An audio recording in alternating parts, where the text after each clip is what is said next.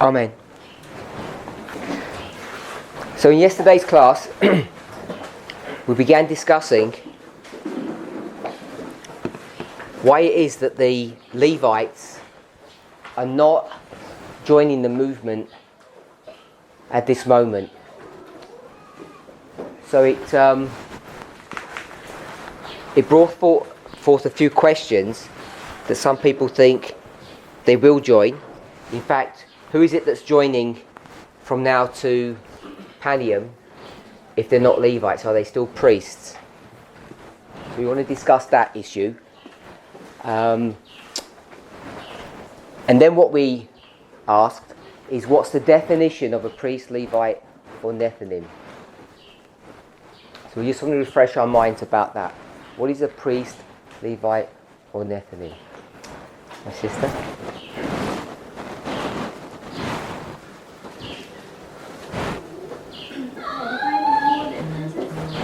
Sorry?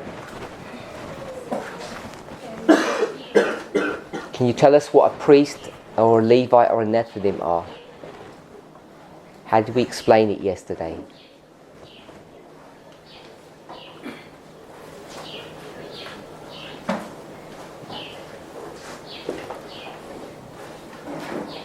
If you're not sure, tell me and I'll help.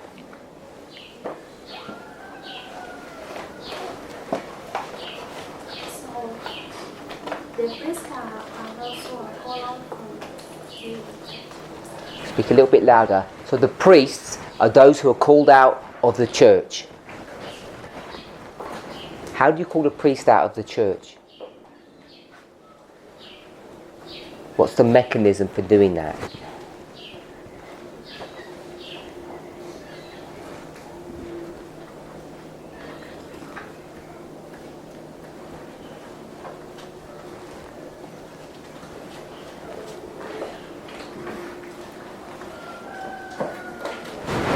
Not sure?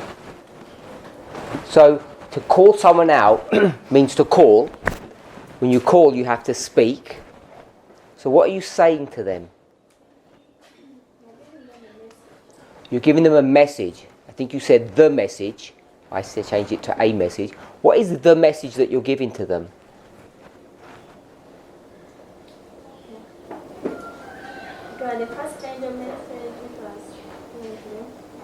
You're giving them the first angel's message. Yeah?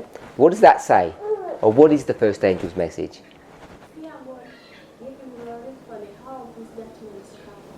Okay?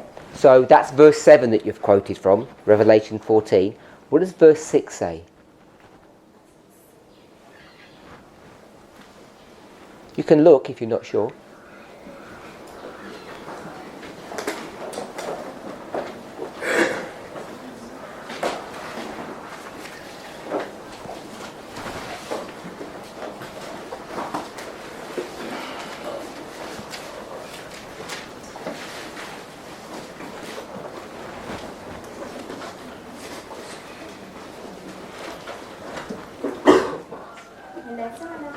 Don't read the verse to me. I know what the verse says. I want you to tell me, what are you saying to people? What message are you giving them? Good. So, right here we put e.g. you're giving the everlasting gospel to the church. My brother, what church is that that we're speaking of? Yeah, what church is that? So we're going to the Seventh-day Adventist church and we're saying to them the everlasting gospel. And obviously they're going to be offended by that because they already believe that they're giving the everlasting gospel to the world. Now this everlasting gospel that we're going to give to them is going to call out a people. And the people that it calls out are what we call priests of this movement. So, if we're going to say to them the everlasting gospel, first angel's message you quoted as verse 7, you said, fear God, give him glory, for the hour of his judgment is come. So that's the message that we're going to give. Then, After that work is done, we're going to call another group out from the church that we call Levites. Once that work is complete, then what happens? What happens, remember? Sorry? What happens after you've called the priests and the Levites out? We call another group. We go to the world, give the same message, everlasting gospel. Then we get the Nethinim.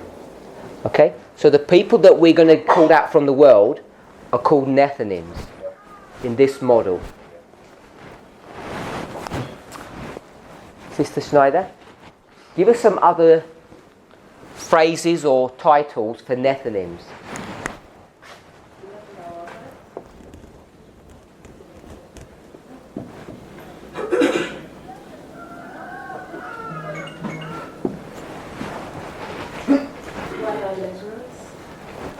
It's the same thing.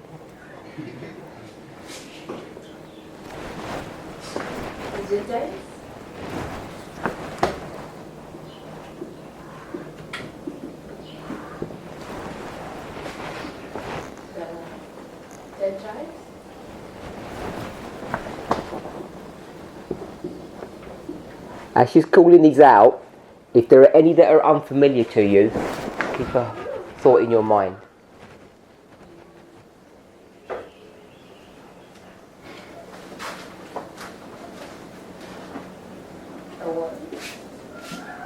Well, it can't be the world because they're coming out of the world. I think those are the ones right. Okay? So have a think if you know any more. Ready? Sorry? The unclean. The unclean?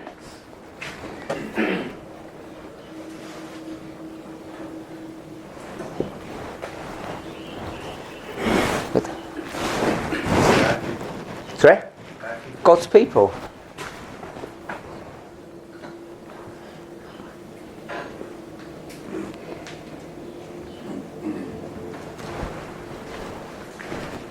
Brother?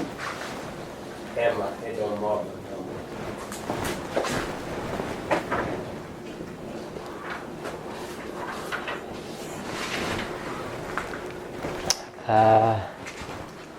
My sister in the red top with the glasses. Mine has already been said many times and live in our workers. Can you think of any more? No. No? Okay. So carry on putting your hands up. Samaritans.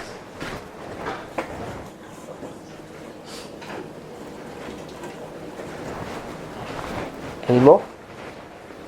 We had lots of hands up here a minute ago. What ones were you going to say? Edom, Mob. Okay, that was the one. Okay. So, there may be more. I'm sure there are. We've got 1, 2, 3, 4, 5, 6, 7, 8. We've got 8 here. Can anybody think of any more? Sorry? Wheat.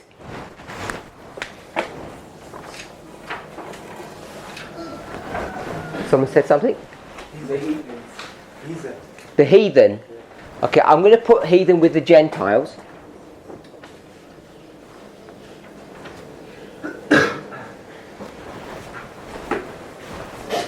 Were you going to say the same? Someone else had their hand up. The same thing. Anyone else? Uncircumcised.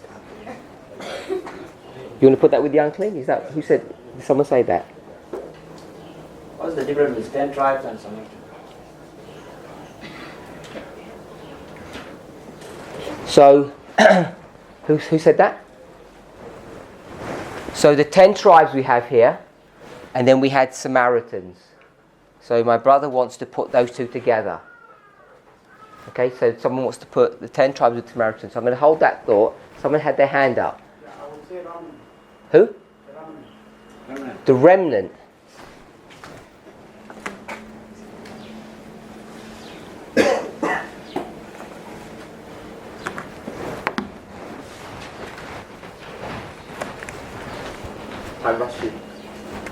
Other sheep. Good. There's so many, aren't there? When you start looking, there's so many. My sister with the white top and red. Yeah? Sorry? Oh yeah, you didn't know what the question I was going to ask yet. Just going to ask you a question. Okay, not asking for the list. So, one of the brothers over here said 10 tribes and Samaritans. Could you explain that? Could you explain why he wants to put them together? The 10 tribes and the Samaritans. So I guess what my question is, to be specific, is who is a Samaritan?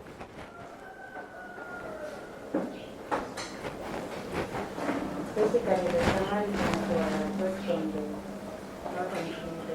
They're called Samaritans. So let me stop. So the Samaritans were those from the 10 tribes. They came from a place called Samaria.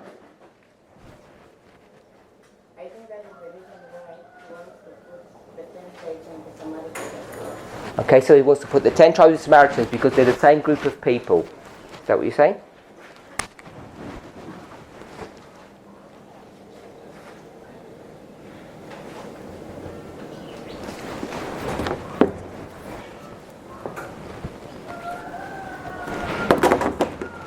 So, what does this teach us? My sister? This black dot. What did this teach us? We've got so many titles for this group. What can we learn from that?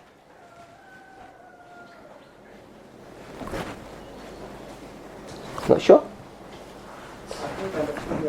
You've not understood my question.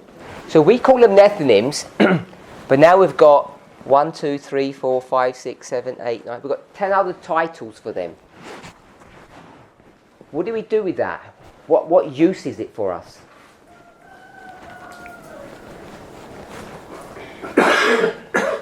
Not sure? Where does the word Nethinim even come from? Maybe not every place, but give us one place where you get that term from.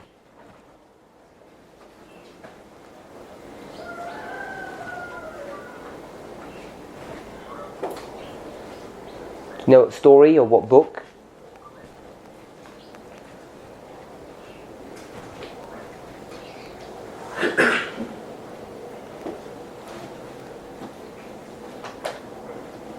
No?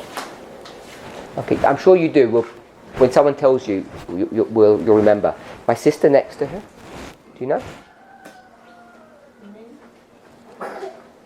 What book or what story do we find Nethinims from? Book of Ezra. You knew that? Yeah, I knew you knew that. So we take that from the book of Ezra. So if this is Ezra, here, Ezra, where's this taken from? Put your hand up. The 11th hour workers, where's that taken from? My sister? Matthew 20. So can someone just double check it's Matthew 20? If it is, someone just say yes. The first person to say yes, that will be enough. So we're just going to check it's Matthew 20. We'll just go with the chapter. Yes? Okay, so we've agreed it's Matthew 20. So we've got Ezra. We can go to Ezra 7, chapter 8. Chapter 7, chapter 8. And we've got Matthew 20. Is that what we said? So what is this teaching us when we've got so many titles? Sister Joy. They're a significant group of people. Anything else? Everyone's significant. You're significant, aren't you? And you're not part of that group. In fact, we're probably more significant. And I'm pretty sure that they've got more titles than we have. I don't think you'll find 10 for us. You might find a few, but probably not that many. And I guess we would argue that we're more prominent than they are. Would you agree we're more prominent than them? Yeah, what word did you use? You didn't use significant. Why are we more significant than them?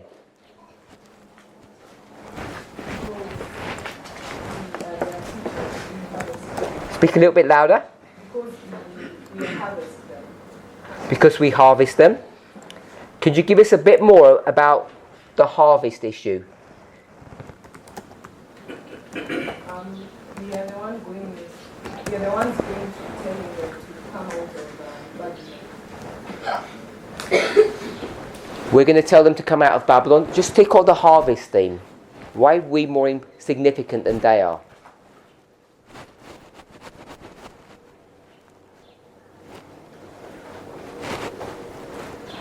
Mr. Rogers?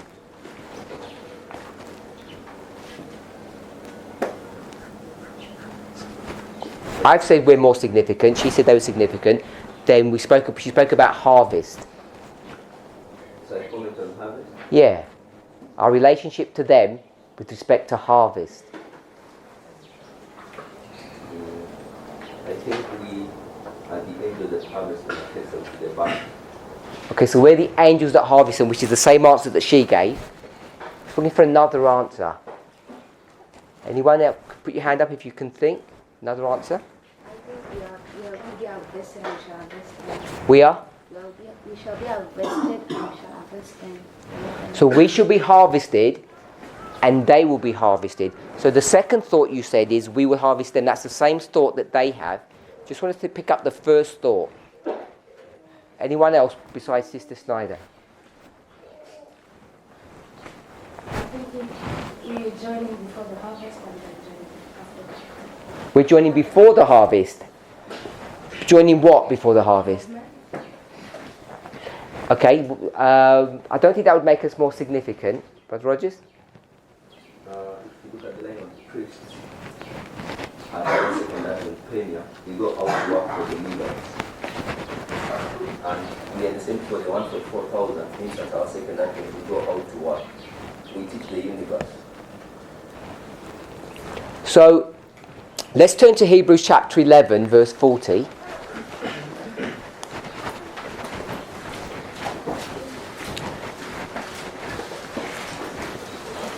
Hebrews 11, verse 40. So, remember my question. What's the key word in my question?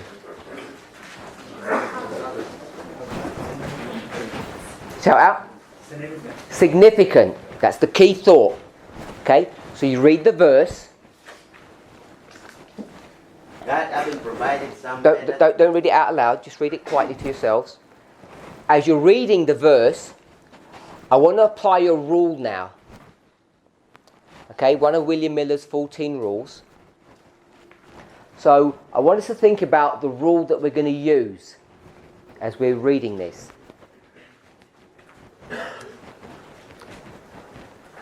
We're in Hebrews 11 verse 40 and we want to apply a rule here. Now, see there are 14 rules and I'm sure most of you have watched a study or a presentation that either I guess I would have done about William Miller's rules. And you probably know that I have some favourites ones. And I didn't just make up those favourite ones. They're given to us through inspiration. When Ellen White comments on Miller's rules, she mentions the first 5, that she writes them out, and she says, this is just a portion of all the other ones. Okay? So if you were to read that statement as an Adventist, you'd say, oh, she's just doing the first 5, she doesn't want to waste the paper, and she doesn't want to quote the other 9. But as students of prophecy, we would look a little bit deeper and we would see some significance in why she would do that. Would you agree with that? Yeah, we'd look a little bit deeper. Why would she do 5 and not 6? Or 7 or 3? Or not even mention any of them, just say there's some rules and you should study them. She mentions 5. So I think there's some significance in that 5. Now, what approach would you make if you were to see those 5?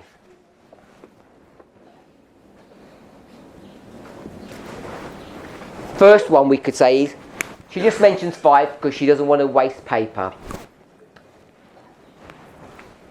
I think that's not a very good answer, but that would be one that everyone could say. It's just an example. That would be the first answer example. What could we say about that when we saw she's listing out those 5? What could we say about her choice of those rules? Anyone got a thought? We've got plenty of rules, laws, methodologies that we use. So start thinking about what you know and why it would be 5. What could we glean from the 5? Just like we did with the Nethinims. 5. My brother?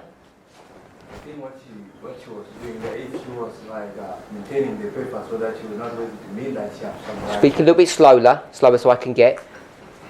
I was like, if she was caring to waste the paper, it means that she has summarized the whole information in that file. Yeah, so we agreed that there's some significance to that. So she's not just wasting paper. Of course she wouldn't do that. There's some significance. So my question is, what significance do we think she was having? My brother?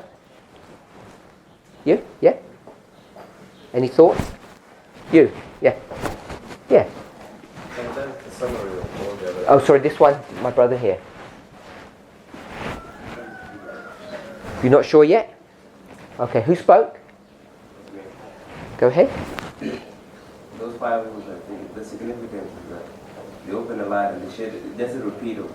They just repeat it and they light in the other room. Okay, so my brother's saying that these 5 rules are repeated and enlarged in the other 9. Yeah? Do you know that for certain, or are you just saying that's something we could explore?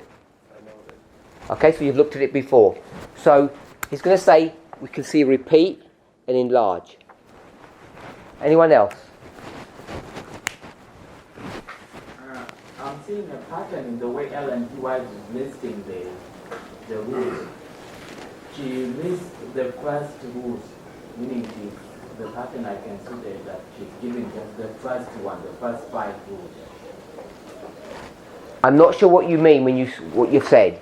She's listed the first 5, and what's she trying to show us? So when Miller wrote down the rule number 1 was number 1, rule number 2 was number 2, like that. So Ellen G. White is doing it in the same pattern. Why? I don't know. Okay, so we know she's doing exactly the same thing. She hasn't changed anything. So we've got repeat and enlarge happening. Right, Rogers? So if I can look to the significance of the number 5, it means maybe. So we'll stop there. So automatically we should have seen that there were 5. And we all know at least a couple of things about the number 5. So that's an easy one that we should have all honed in on. That why should she pick 5 and not 6 or 3? So have a think about why there was 5 that she chose. And among other things, the number 5 can represent foundation. Okay, we'll stop there.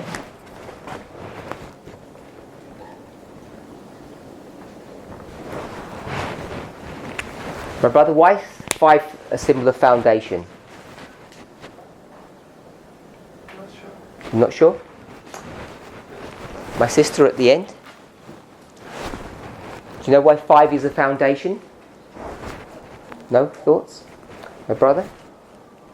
I think when Christ is starting to choose the disciples, I don't know why you say 5 is a foundation. We get that Christ first chooses the 5, the first disciples.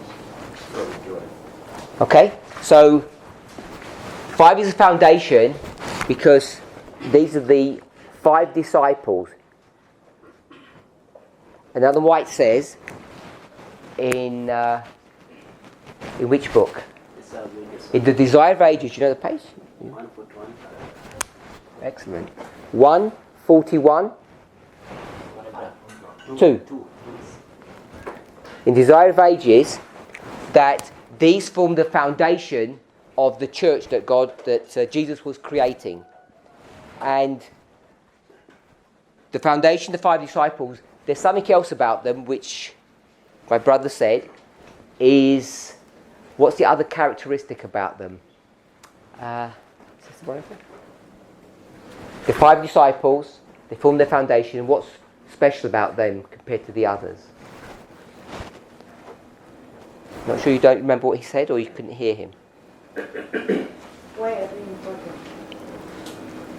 There was something significant about those 5. Not sure? They're the first one. I was just asking Sister Monica. Sorry. It's very difficult to point. It's part I don't know the reason, but they were the first disciples to be appointed. They were the first ones. That's why they're the foundation. Why were they chosen as the first ones? That's you're not sure about. Sister? I mean, as you look at their name, I think it suggests how they become a foundation. Okay. He already gave the answer to it. I don't know if we all picked it up. Brother Manjit? Older Manjit, sorry. Why these 5? Where these 5 come from? They're the foundation. Who are they? I'm not asking for their names yet. Okay. At the back, someone put their hand up. Yeah. I was trying to see if I can parallel that one. Could you stand up? Because I can't see. Sorry, at the back. I was saying, Yeah? I was trying to parallel the first 5 rules that she was dwelling with me. I was trying to parallel it with the first 4 laws, 10 commandments, if it can rhyme.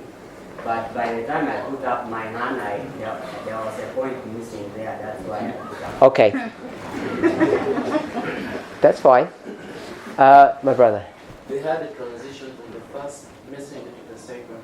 Okay. So that's why they are significant to me. The same answer. What is the answer? That you asked that where Just give us the answer. they came from, the first messenger. Okay, so what makes these special is they were all John's disciples. These first 5, they were all John's disciples, and so it shows a clear transition from the first messenger to the second messenger. And they're the foundation. That means they're the beginning of the work. I've got repeat and enlarge, foundation. Anything else? Wisdom. Sorry? Wisdom. Wisdom. How do you get wisdom is 5? If I go back to the book of Matthew 25, I see the 5 wise virgins and the 5 foolish. Good. So we'll do the 5 wise. So 5 is a symbol of wisdom. Are you okay with that? If we're going to do wisdom, we could do, what could we add with that? Understanding, knowledge. I just wanted to say that I think the reason why they can be wise because they listen to what John said and they went to Christ. Good, so their wisdom is that they had already attached themselves to the first messenger and they then went to the second. So that could make them wise. Anything else you could do?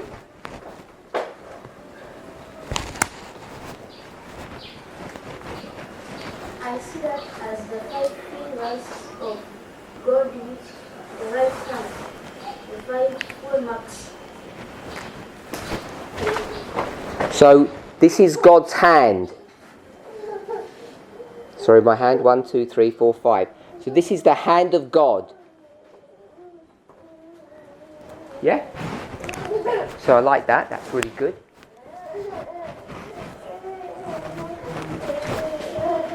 Have you heard that? Yeah. I'm trying to figure out why she quoted the first 5, why we have 14. So I'm going to say it's a symbol of a tool to understand the remaining one. The reason why I'm saying that. Stop for a minute. So she chooses 5 from the 14 is because they're a symbol of a tool. Okay, so these 5 are a symbol of a tool. And you're saying that because? Because I was going through the book of 1 Samuel chapter 17.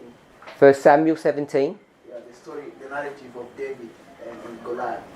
And David goes to the brook and chooses 5 smooth stones. And there were many stones in the brook, but he decided to choose 5 of them. So I was asking, why did he choose 5? And from those 5, his intention is going to confront Goliath with those 5 as a tool. So that's what I'm thinking. I'll do one more.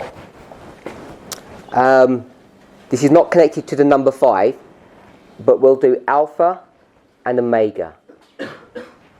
First and the last. So, what is the first rule?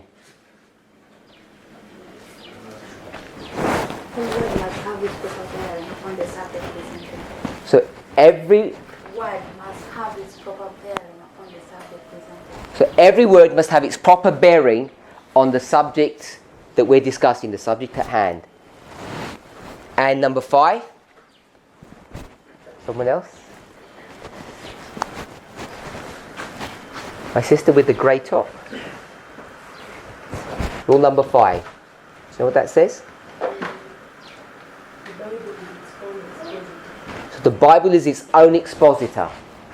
So every word must have its proper bearing, and the Bible is its own expositor. And someone said it was the foundation, and we know that, perhaps many of us do, rule number 5 and rule number 14 are basically the same rule. The Bible being its own expositor, that's essentially what rule 14 says. So what I want to do is go to rule number 1, and I want to change it a little bit. It says every word has its proper bearing. So we know what bearing means, hopefully. My sister with the black jacket. What's bearing mean?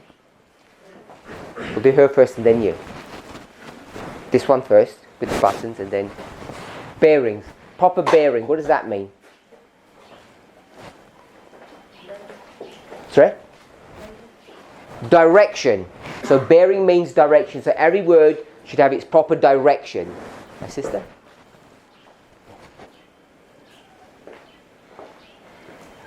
Not sure? Someone on the back row. Oh, my sister there, right on the back row.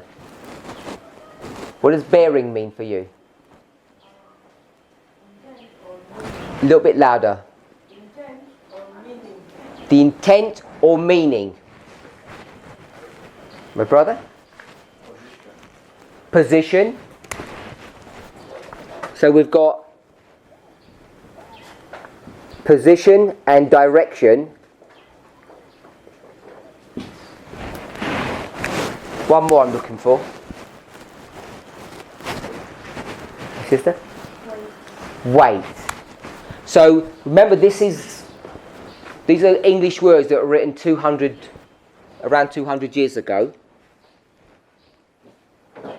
And sometimes it means all of these things. Sometimes those words have a slightly different significance than which we would place upon them. So today, I think if we said bearing, most people think about direction, like a compass. But I think the way the word bearing is being used here is weight. So if I could use weight, another word that we could use is one that we used before, the one that Sister Joy gave us, which was what? Significance.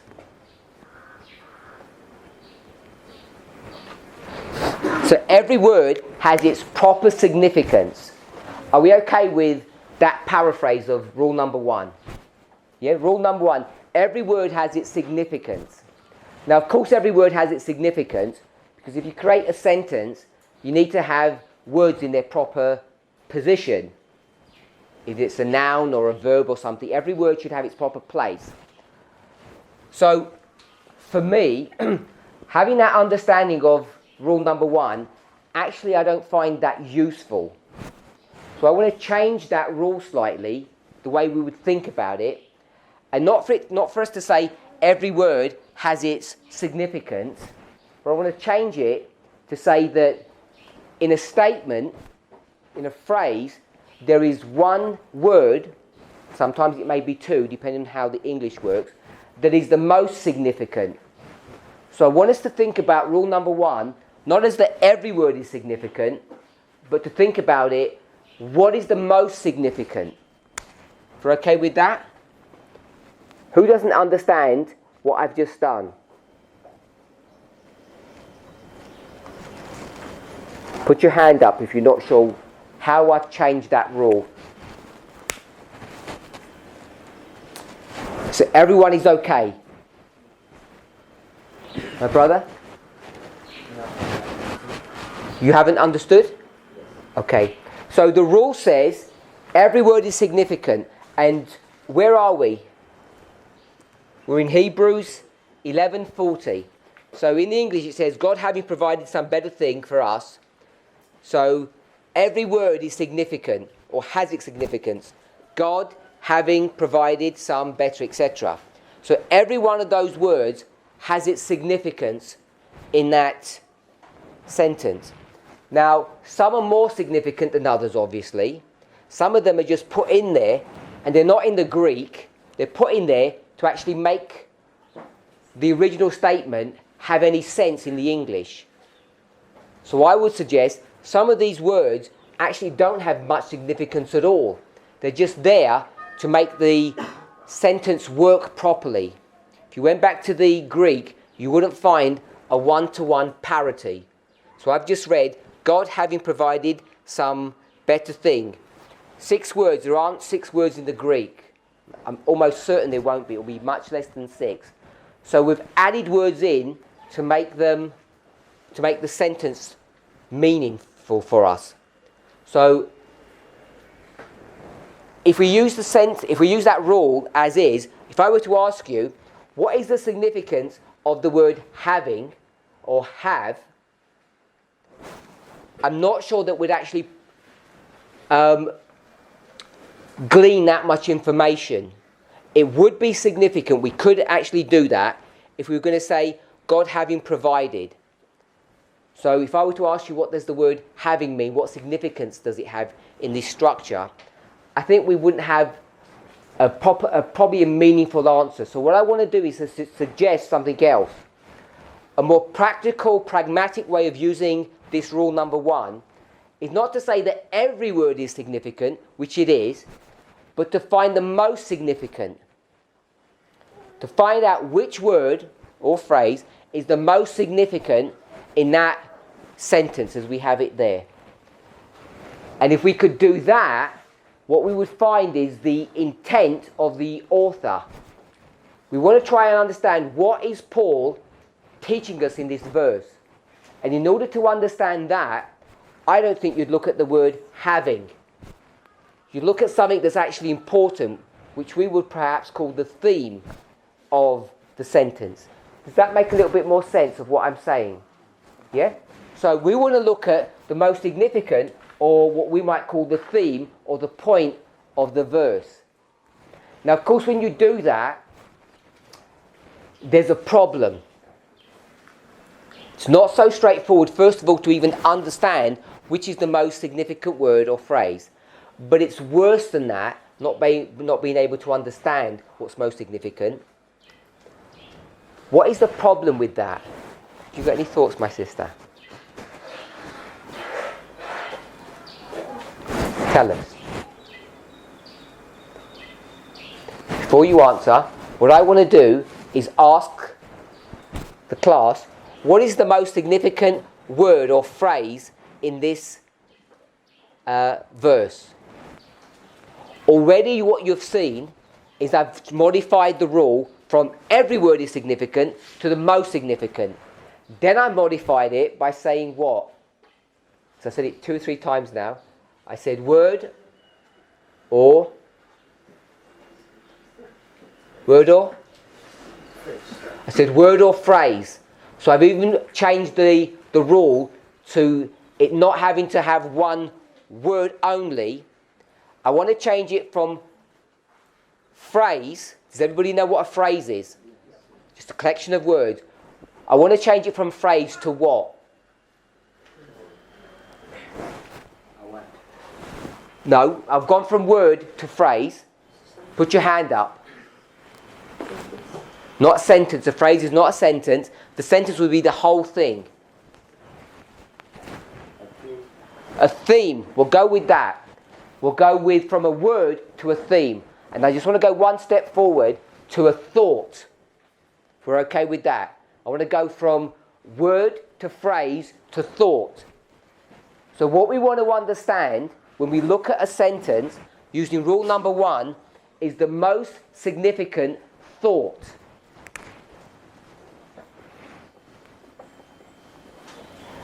Does everybody following along with my thought process?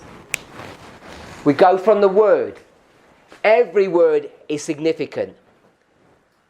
I don't find that particularly helpful because you could start looking at things that are of no value. And what you will see that all of you will do when you use rule number 1 is you will end up gravitating to this way of thinking. You're going to look for what's the most significant, even without you thinking about it. So instead of saying the most significant word, I said the most significant word or phrase, which means a collection of words. The reason I said that is because sometimes a word itself does not help you to understand what is the most significant thing. Because some of those words need something attached to them to get an idea or concept of what I've called thought. So I'm saying rule number 1 is to understand the most significant thought in, we've got a verse here or a paragraph or a chapter or the whole book, whatever it is, we want to understand the most significant thought. So if you went to the Conflict of the Ages series, we all know the titles for them? Do we all know what I mean by the Conflict of the Ages series? The 5 major published works of Ellen White. Where would you find rule number 1? Where would you look to, Sister Emma, for rule number 1? If you're going to do that. Conflict of the Ages. Yeah, I've given you 5 books. I'm saying, where do you see rule number 1 being used? Sorry? In the first book. Now, I've given you all 5 books.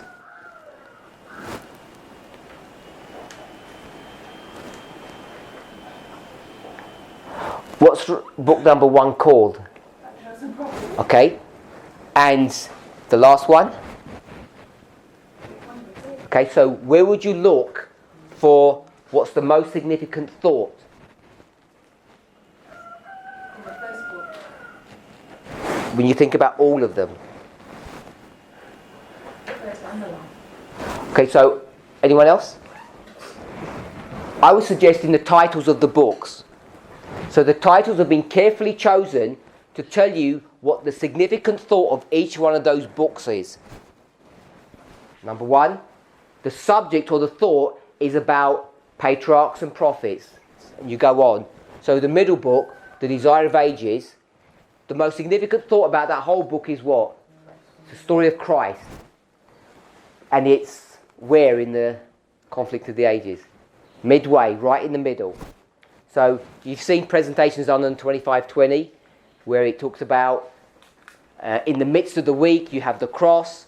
The Conflict of the Ages, the books themselves guide you in the same direction. Christ is the centrality of everything. It's the middle book. The most significant thought is in the title itself. The title was carefully thought about. Okay, so are we all okay with getting rule number 1 and changing it from... Sister, what's rule number 1 say?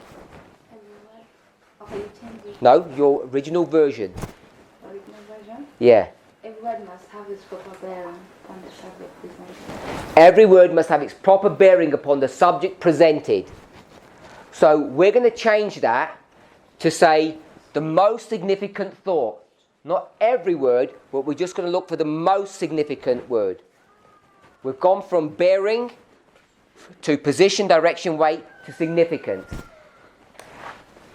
So there's one more bit we want to add to this. Because I want to ask you, what is the most significant thought here? And how are we going to find that? How are you going to find what the most significant thought is? Before you start looking, there's one more bit, one more piece to the rule. There's one more piece to the rule. Brother Robert, there's one more piece to that rule. We've got the most significant bit. We changed that. You're okay with that, I hope. What's missing? I want to use the rule itself to go back to analyse what we're talking about. We've got this bit, the most significant thought. Now, we've done the first bit. There's something else that's missing from that rule. What bit's missing? I want you to give me the word or the phrase from the rule itself. Are we all okay with that? Do we understand what he's just said? Okay? That was the bit that was missing. The subject. So what we want to do is, we want to take that concept and introduce it into our rule here. So if I were to ask you, what's the most important thought of Hebrews 11:40? One second. My sister, with the white top and the striped sleeves. I'm talking to my sister, sorry. Yeah? Talking to you? So my question to you is, my question to you is, what is the most significant thought in Hebrews 11 verse 40?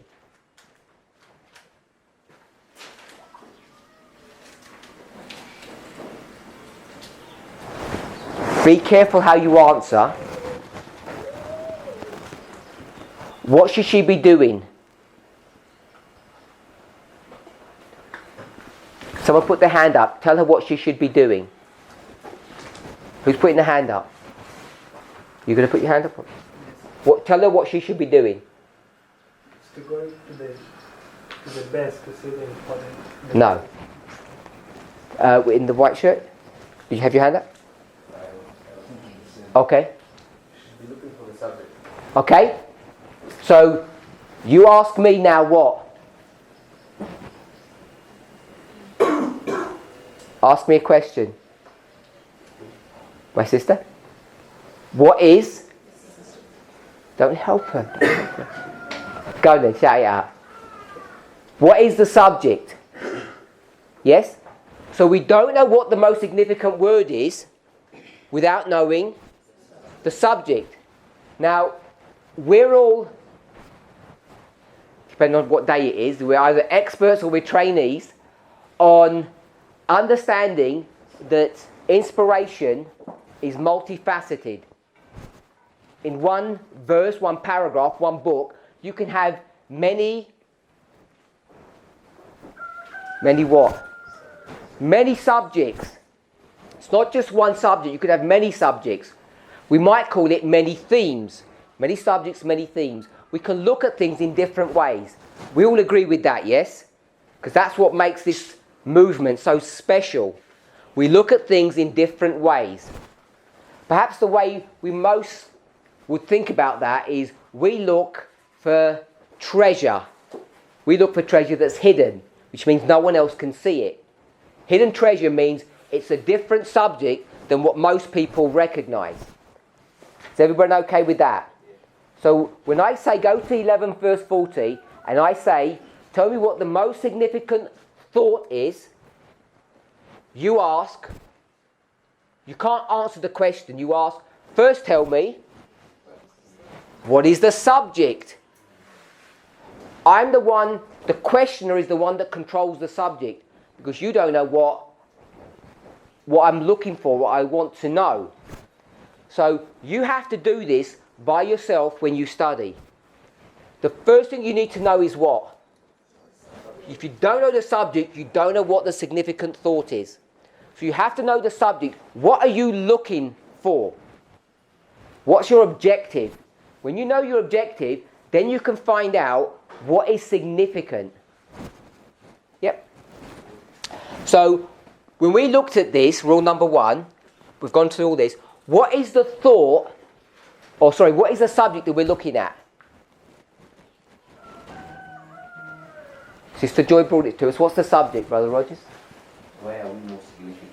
Why are we more significant than everyone else? That was the subject. I took you to Hebrews 11 verse 40 and I want to apply rule number 1. Rule number 1 says, what is the most significant thought in this verse connected to the subject? Is everybody okay with all of that? Yeah? I want to ask my brother who's sitting next to Sister Emma. Yeah? On her left. Yeah? Tell me what the most significant thought is in Hebrews 11 verse 14.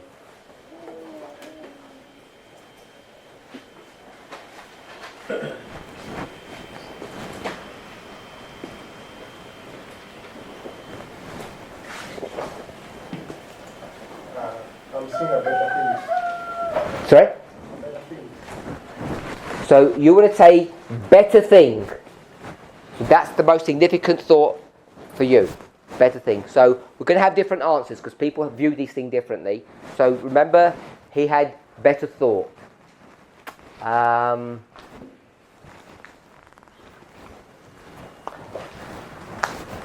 seen lots of hands up. I just want to look for a couple of people.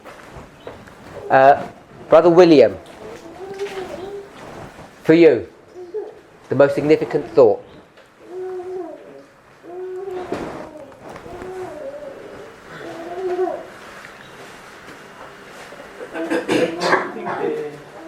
Just tell us the answer. You don't have to have the preamble.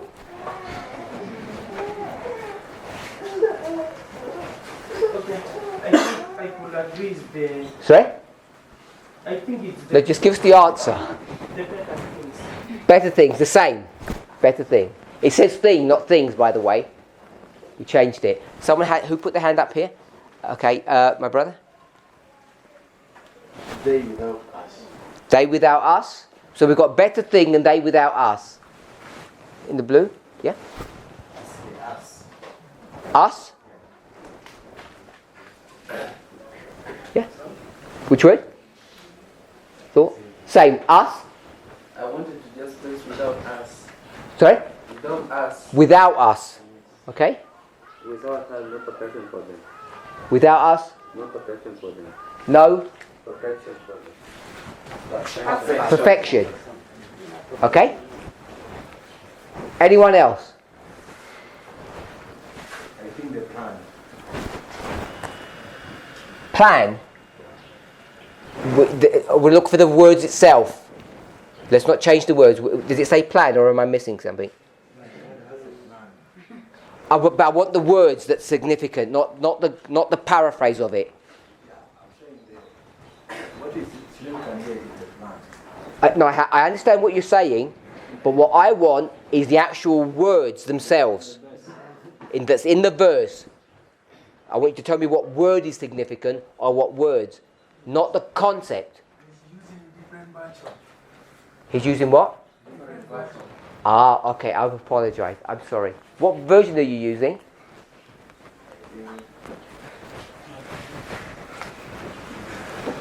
A revised version?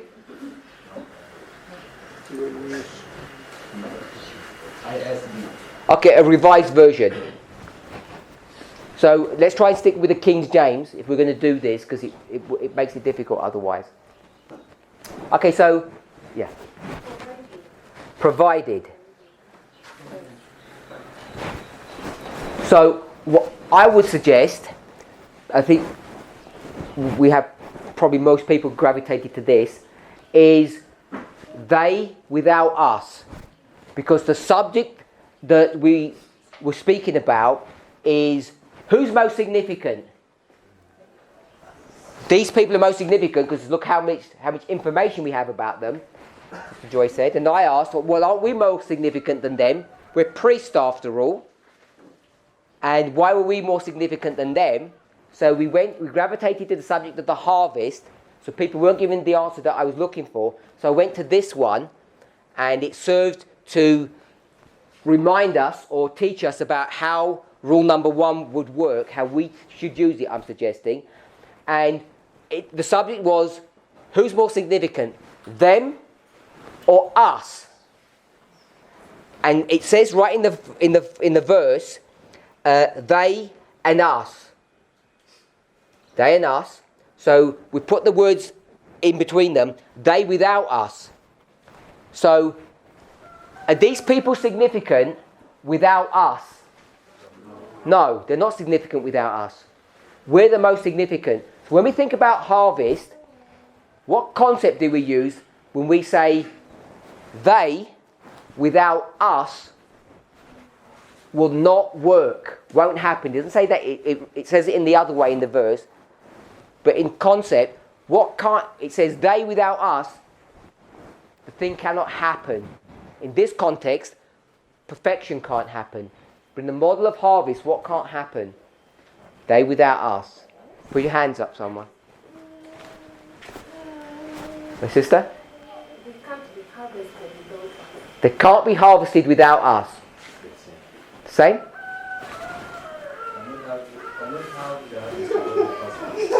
Sorry? Okay, so what makes priests so significant is that the priests are the first fruits. Without the first fruits, you cannot move forward. So even though we don't have, and I'm pretty sure we don't have as much information here as we do for God's people, what makes us more significant than them is that they without us cannot be harvested. And that term, or the phrase that we use, or the symbol, is first fruits. So we're the first fruits, which makes us the most important thing, because without us nothing can move forward.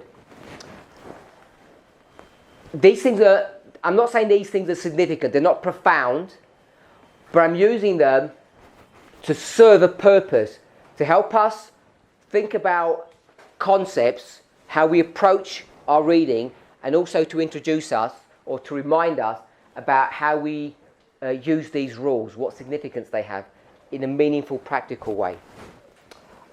There's things that we speak about, like all of these ones, which we don't touch upon, but I think they have meaning. I like the one about this is the hand of God, and it's also the foundation. So when you start thinking about those terms, I think they have a lot of significance about these are the foundational rules that we should build everything upon.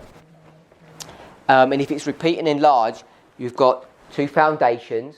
If we were to start thinking about two foundations, we perhaps might think about the two charts, which are the two foundations. There's many things that you can begin to open up your studies, your personal studies, when you start thinking in this way. Someone had their hand up. May I know this in the verse? What did you say the day?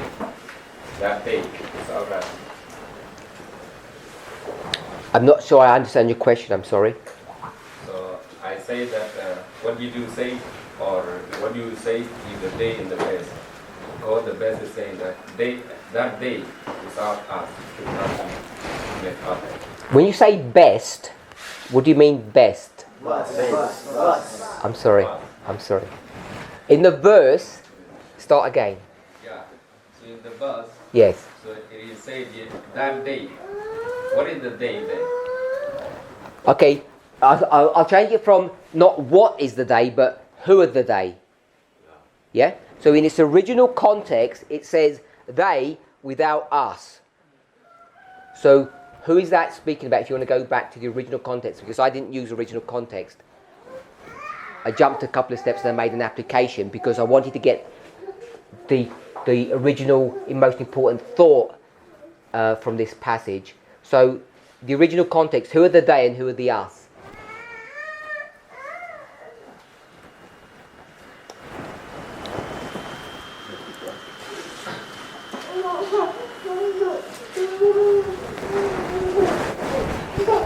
Us are apostles and they are the people who died before the time.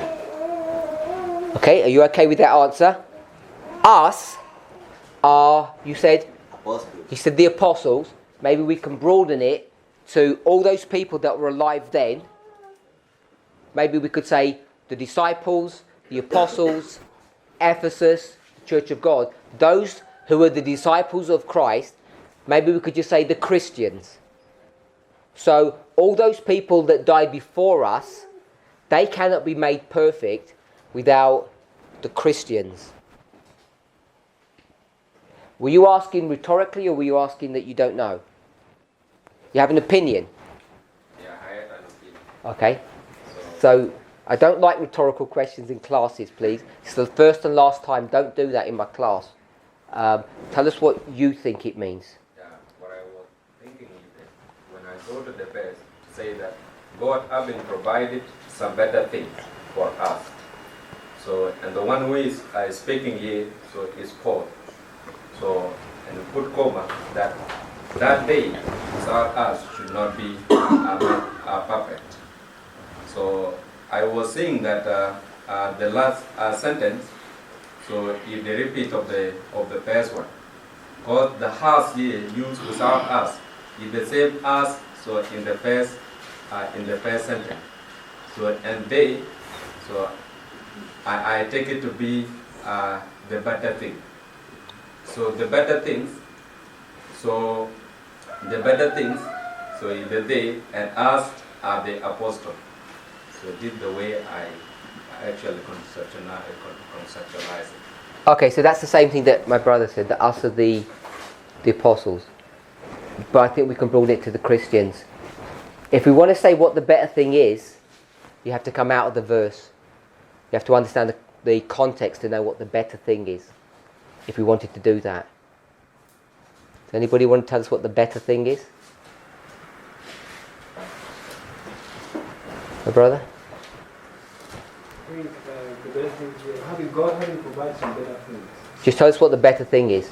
So the better thing is, the way I'm saying, I'm not thinking like him. The better thing is not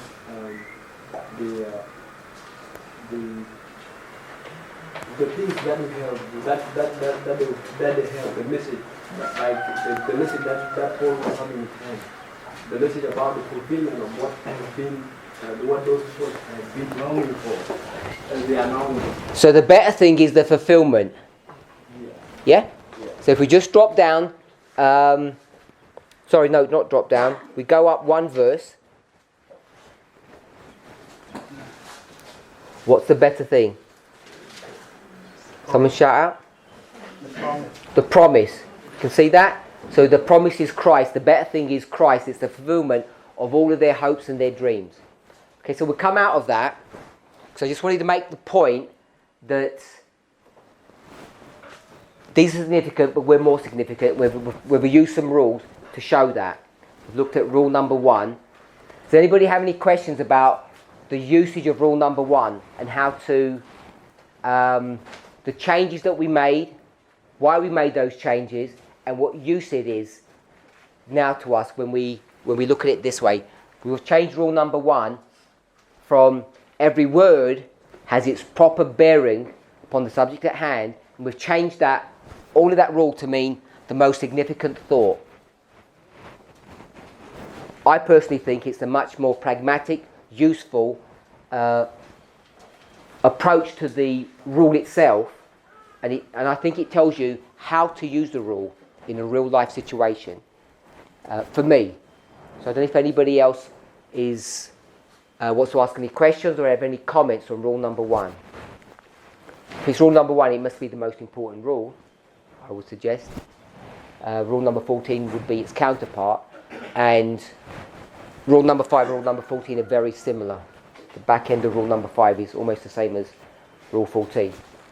Yeah, I have a Question? Yeah. Okay, you said before that if you go to Greek, then you see that some of the words are not there. So how will I know when I do my study that these words were just to make the reading to be just to flow smooth? So how will I identify that these words were not there in Greek and the other one were not there?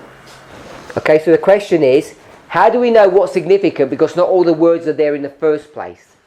Yeah, when you go from Greek to English, or you go from Hebrew to English. My sister, how would you approach it?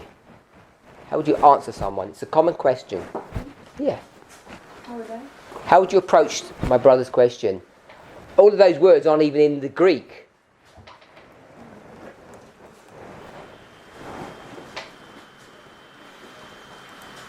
I even had a question similar to that. Ah, so what's your question? Okay, it's like you see a rule number 1 like every word must have its parallel, limiting to more significant thoughts, right?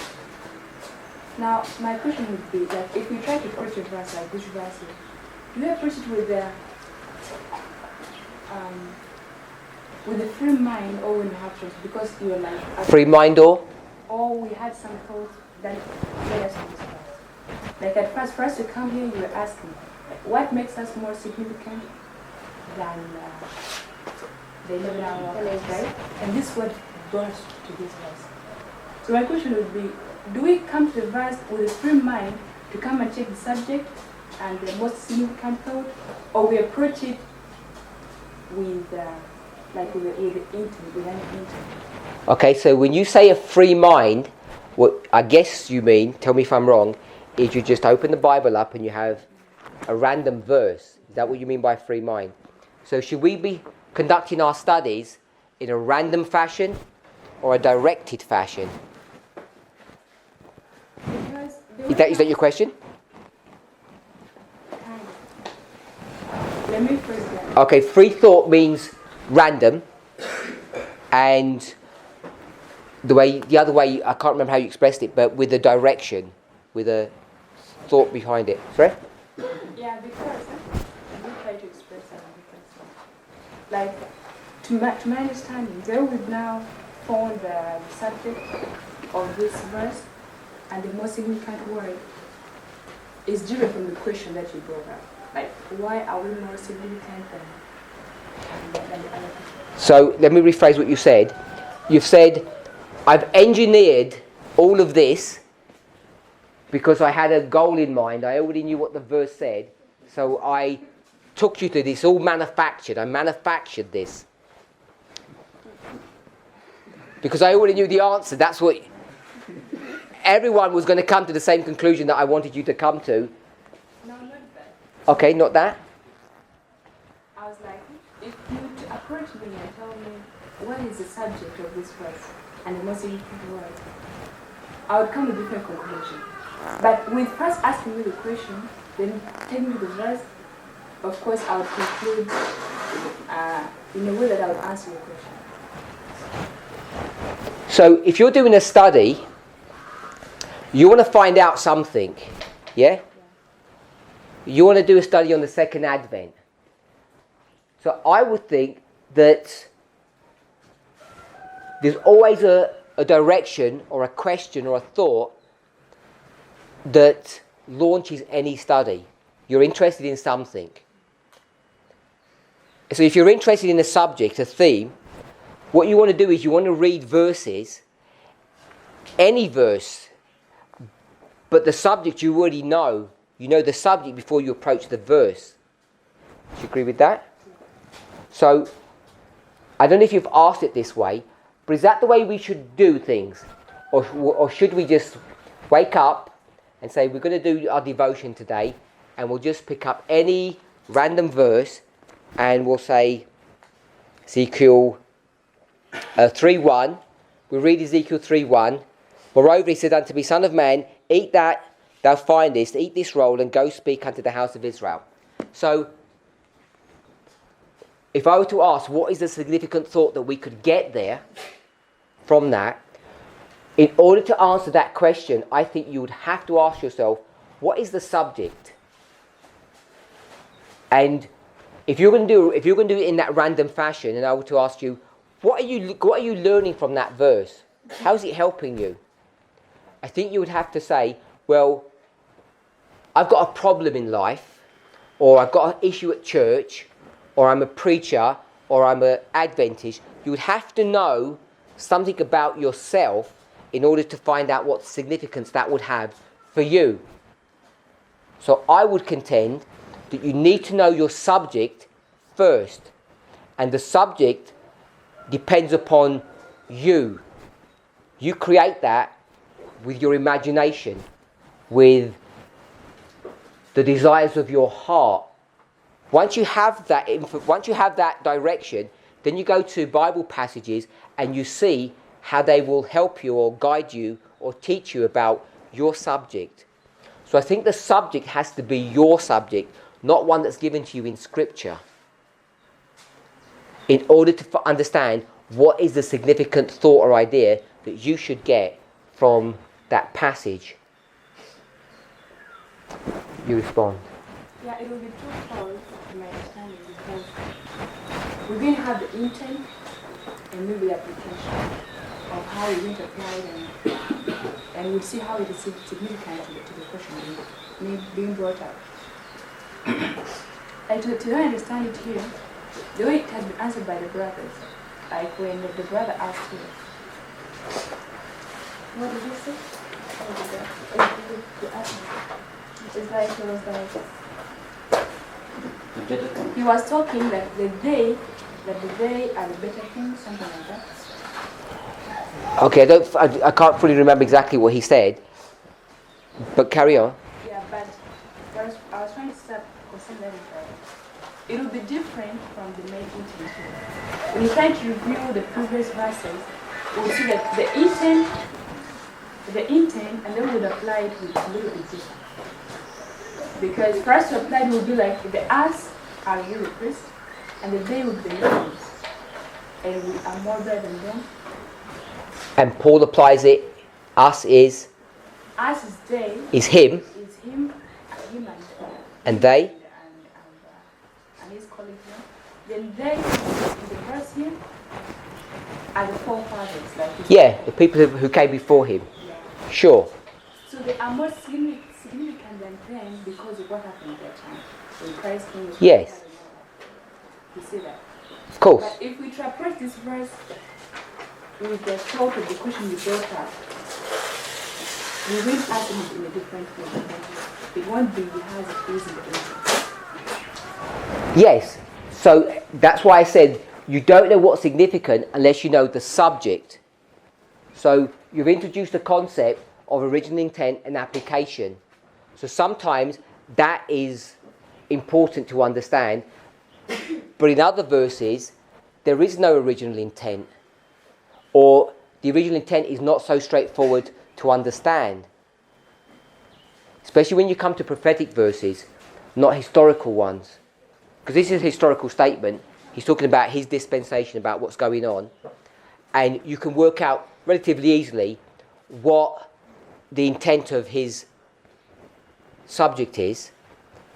And then you can find out for him what the most significant thing is. So you can approach it that if you're going to find out what's significant for Paul, then you need to know what is significant for us. And they may or may not be the same thing. In fact, they really should be the same thing, because what's significant for him is significant for us, but it may mean something different. So we're venturing now into the concept of application, of what do we do with those passages and how do they work for us. So we could apply it in exactly the same way he did. And it would have been exactly the same if I were to ask, what is the most significant thought? It would have been the same answer, because he is the person who's living when the prophecies are being fulfilled. And therefore, what makes him significant is because he's there. I'm going to repeat myself. When they're all fulfilled. So how would we apply that to us? We'd say the same things. We could say that them would be the Millerites, or Paul, or the same people he's referring to.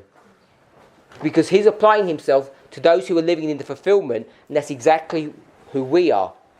So we could apply it in exactly the same way he originally intended, and it would still be the same important thought that I would suggest in that verse. But we just looked at it slightly differently when we said they and us, because I wanted to ask, I think that they are the same people, us. The them is either people who died before us or the people who are coming in front of us, depending upon the subject. And the subject that I was being guided by was the subject of harvest. He's being guided by a different issue, a different subject. So I just want to address the question about Greek and English. How do we deal with that? How do we deal with messing around with Greek and English?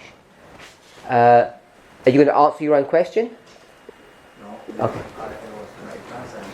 Because this question was like how to we know that, okay, how do we know the word which were already big or evil, and the word which were added to make us understand, right? Yeah. So I think like specifically in this verse, there are like 17 words. And according to my understanding, I can say that the word which were originally here are 14. Okay, so before you carry on, just want to remind us, please don't give me rhetorical questions. If you know the answer to your own question, please don't ask a question. I only ask questions in this class if you don't know the answer and you want someone to help you. Okay, but carry on. Yeah, but it was your question. I don't want you to answer your own questions. Carry on. Who asked the question? Oh, he asked the question. Sorry, carry on then. I thought you had asked it. So I will suggest that I apologise. the word which were originally here are 14 words. In the Greek, there are 14 words you counted. Because how did I do that? The numbers which are here, which are put, which you can use to put these words, are 14 codes. 14? Numbers. In English or Greek? I got 11. How did you get 14? Sorry? I got 11. How did you get 14? I counted the numbers. I counted 11. Are we using different versions? No, I'm serious. I've got. If you've got an interlinear, I've got 1, 2, 3, 4, 5, 6, 8, 9, 10. I've got 11 words. You've got 3 more than me. You're using King James, you're using a different Bible. You're using King James? Okay. We'll talk later. Anyway, it's a different number. So I have 14 numbers. Okay. Yeah. Then the word are 17. Mean that the word which has numbers are the original English word. And the one which has no, I think those are the English word which we need to make us understand. Okay. So the question was, which word do you do then? It's like, how do you know that this was Greek and this is English which was put to make you understand it? Yep. Yeah. Then I am saying, no Greek, you see the word with number, that is Greek, or evil. And the word without number, it was hard to make you understand. Is that the answer to his question? I thought that's the explanation of what the issue is, as opposed to answering his difficulty. He's asking, I've got added words here which are not in the original. How can an added word be significant if it's not even God's word? I think maybe according to how I understand this question, it's like, how do we know that this was not a Greek word or evil? Was that your question? Yes, sir. Tell us what your question was. My people was that because you say that there are some words that can be added when people were translating. Yep. So the question was this: how are you going to know that this word was that? And are you going to consider them or not? Okay, so that's what I thought. I thought your question was. It's easy to find out which ones are added and which ones weren't. But I think what's significant or most important about your question is, what do we do with them? Do we consider added words? That to me was the point of the question, I think. My brother? Finally, so I guess we used the example of Daniel 8, 5, 12. Who used that Daniel 8:12? Which Miller used to understand. Oh, Miller. Okay. So let's assume that sacrifice was not eternal. The concept of eternity was not there. How could we understand that what was added? So I suggest if we understand the subject of that part, the one is subject, we can put our minds and understand that maybe that one sacrifice is added because daily sacrifices could mean something else apart from the subject of that part. Okay, so in this passage there are no italicized words, so they're all in the original. But as my brothers pointed out, some of those words are added in. They're not there in the original. but they're not italicized either. Over this side, someone. Okay, brother?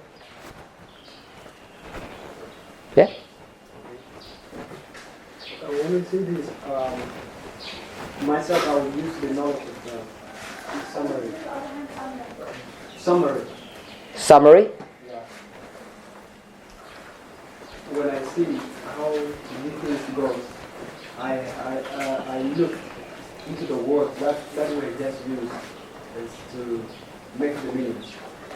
And when I take my knowledge of summary, then I know that more significant words I have to pick out. And those words must be the words. Those words must be the original. Must be the original ones. So like having was God provided. God provided. But English says God having provided. So I will definitely know that having is an English word that supports have provided.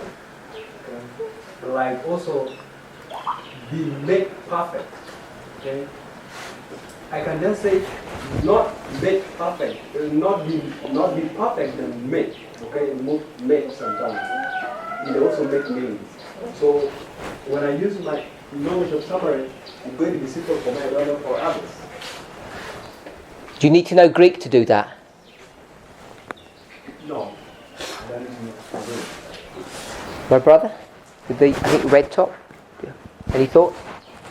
No? The sister behind him?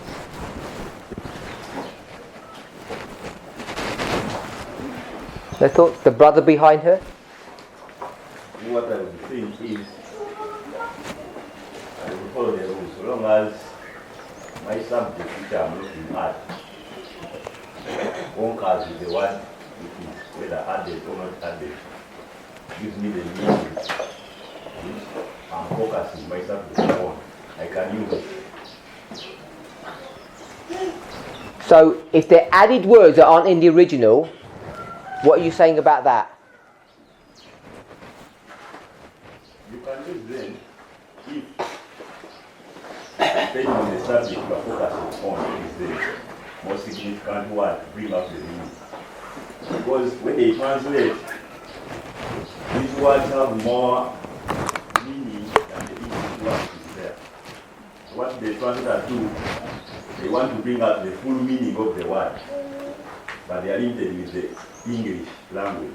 So what they can do, they can just add some of these words to make the right meaning of the original people of this language. Okay, so I'd like to ask more questions on this, but I'm going to, because the class is coming to an end, I'll just give an approach that I would suggest. We'll talk about it in the next class if we want to continue it. So, some verses are complicated and others are much easier to deal with. So there's a level of complexity. When you approach a verse, if you just approach it in the English, and it's safe we all agreed that we'd first start with the King James Version. The reason why some people don't is because the language in the King James is a little bit difficult, cumbersome to deal with. So if you take a verse and read it in the King James, and if it's all relatively easy to understand, you just leave it there. You do not need to go to the Greek and the Hebrew. So you're assuming that the translators have done a good job. You have to assume that, because if you don't, even if you go to the Greek or Hebrew, what are you relying upon then? Which verse? Which rule? It's going down to rule number 5. The Bible should be its own expositor. So we'll discuss a little bit about that in our next class. But you have to trust that the translator did a good job. So if it's an easy verse and you can assess whether or not they did a good job or not, you just leave it in the English. If the verse is slightly complex or problematic and you're struggling to find the key thought or the most significant thought, then what you would do is you'd go back to the original language and make sure that the translation in the English was done well. So, I think has been noted, it says, God having provided two words, the thought in the Greek means to provide. That would be the nearest approximation. It's a singular word in Greek. In English, it would mean to provide. So instead of it's saying God to provide some better thing, first of all, they're going to put a tense in it to say provided to make it flow, and they're going to change to into having. Already done something. So God having provided. So having provided is a word that in the Greek actually means to provide if you look at Strong's. So is that an accurate translation? It is. So therefore we can reliably know that having provided is correct. When you look at the tense, that it's in the past, God already did something, already prepared it, because he had something in mind. He already knew what was going to happen at the end. There's all that built into the English, and I think there has to be a level of trust that it all gets translated correctly. So, to answer the questioner, whatever it says in the English, I don't think you need to worry what the added words were or what the original words were. It doesn't really make that much difference, because the added words are only there, as my brother said at the back, to help you to understand the original words. They're there to aid and assist. So when we say what are the most significant words, having provided, if we were going to have a discussion on this, we all would know that provided would be the most significant word. Even without going to the original, you would know that. But we have a collective thought, having provided. If a verse is complex, then you have to go to the original language to make sure that everything is being translated correctly. And sometimes it isn't, because the translators have brought their own humanity into that verse. And when we approach it, obviously we bring our own humanity into these verses, but there's a difference between the translators and us, isn't there? Yeah? The translators were speaking about whom? Us. We are the subject of these passages. The translators were just writing about us. So the way we approach a passage would be different to the way the translators would approach the subject. The translators would say, we don't know what's going on here. We're just going to write as best as we understand what this passage means. But when we read differently, which goes back to your question. When we talk about the subject matter, why are we even studying in the first place? What we're doing is not an objective study, is it? Are we doing objective studies? No. They're subjective. I don't know if we feel frightened or afraid about that concept, because maybe we think we should be objective. But of course we shouldn't be objective, we should be subjective. Is Paul subjective when he writes? Of course he is. He's going to take all those Old Testament passages and do what? And he's going to bend them to his own needs, his own desires, his own significance, his own wants. And we do the same. He bends all of the Old Testament to suit his dispensation. So when he reads, he doesn't do what the Septuagint authors would do, which would basically write the Hebrew, put it into Greek, and they would be subjective or objective. They would be objective. They were scholars. We're not scholars. Paul, when he writes, he's not doing what the Hebrew scholars did. He's taking those verses and turning them into subjective statements to make an application to what he wants those verses to mean for him. And that's what we do. That's why we don't have to be overly focused upon the objectivity of the original and the King James. We're much more subjective. We're much more flexible, if we can say it that way. Have a think about that, and we'll look at that in our next class. I'll be taking the next class after breakfast. And also when we think about rule number 5. Look about rule number 5. Let's pray. Heavenly Father, we thank you for your goodness and mercy. We ask and pray that that you would guide, direct and bless us. Lord, help us as we meditate upon your word to think on these things. May they have a moulding and changing influence upon us. We ask for a blessing, Lord, not only on our study, but on the food that we're to eat and for our time together today. We thank you in Jesus' name. Amen.